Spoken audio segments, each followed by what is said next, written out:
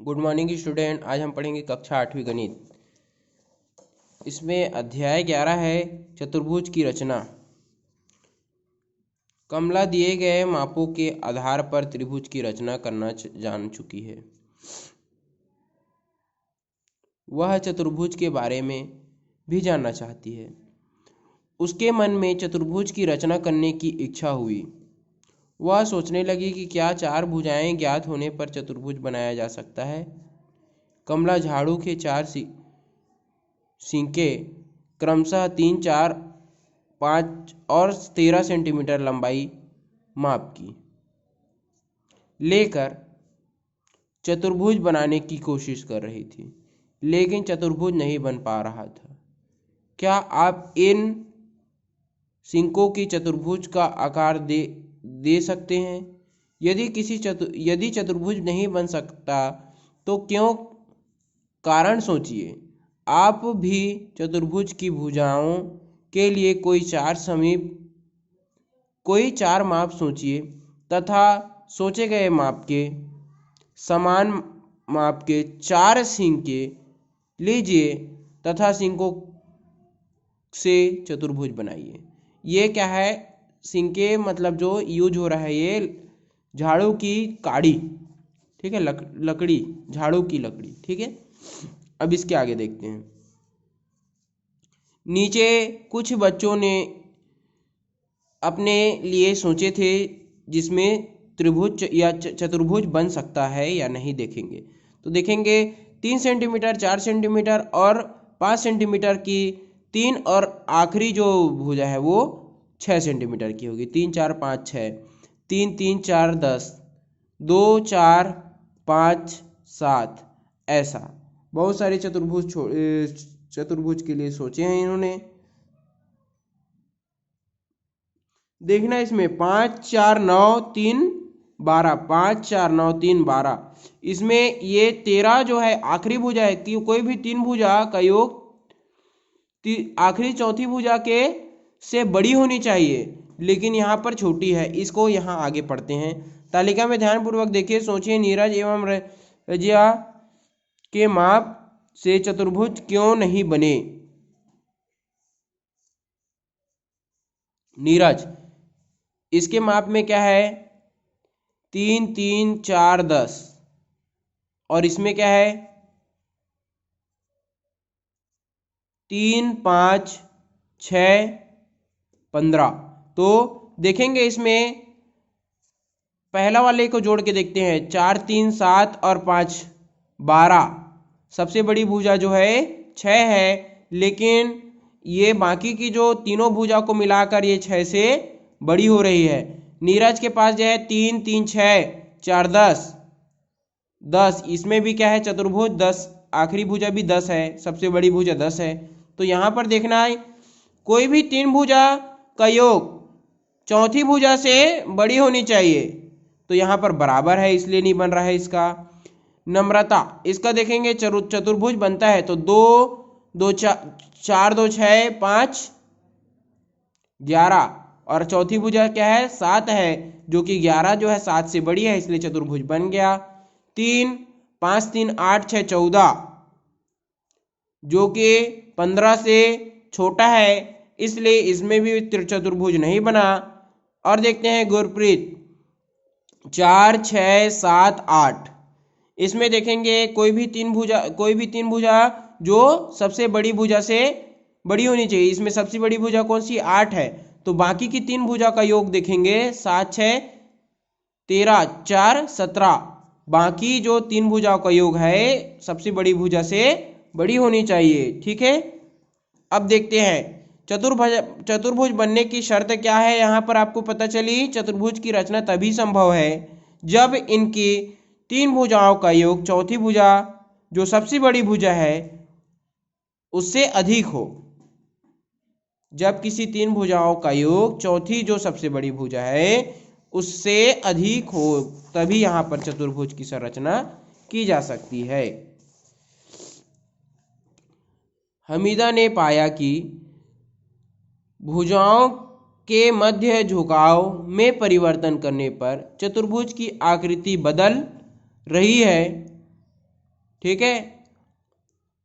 और ऐसे बहुत से चतुर्भुज बन सकते हैं। तब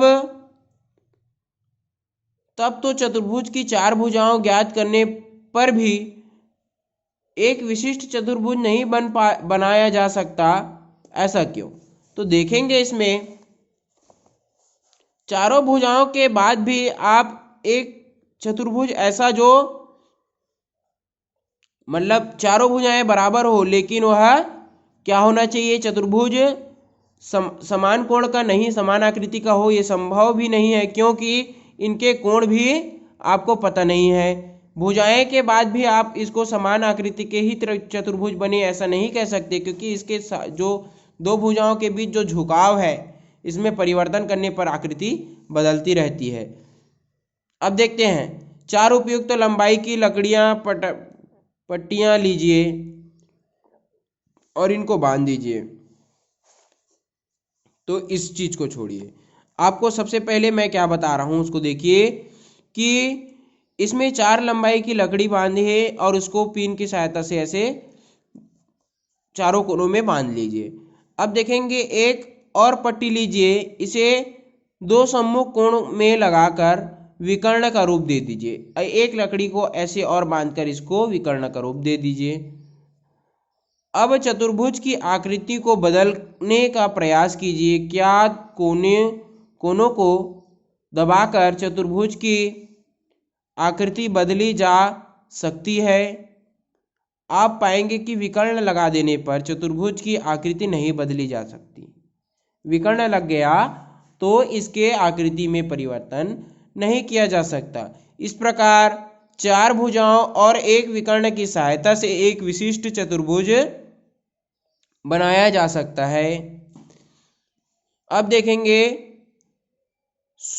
अनु सोच रही थी कि चार भुजाओं से प्राप्त चतुर्भुज कोनों में दबाने पर कोई चतुर्भुज की आकृति प्राप्त होती है, परंतु यदि किसी कोण को स्थिर कर दिया जाए तो दो भुजाओं स्थिर हो जाती है और चतुर्भुज भी एक ही प्राप्त होगा।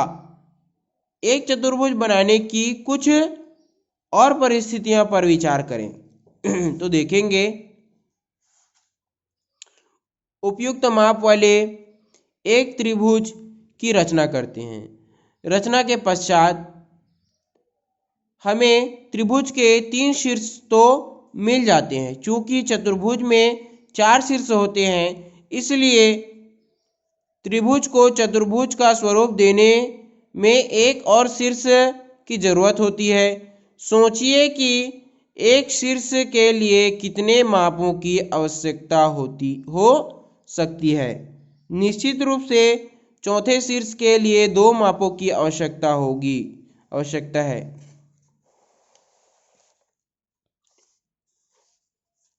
इस प्रकार हम कह सकते हैं कि चतुर्भुज की रचना के लिए कम से कम 5 अवयव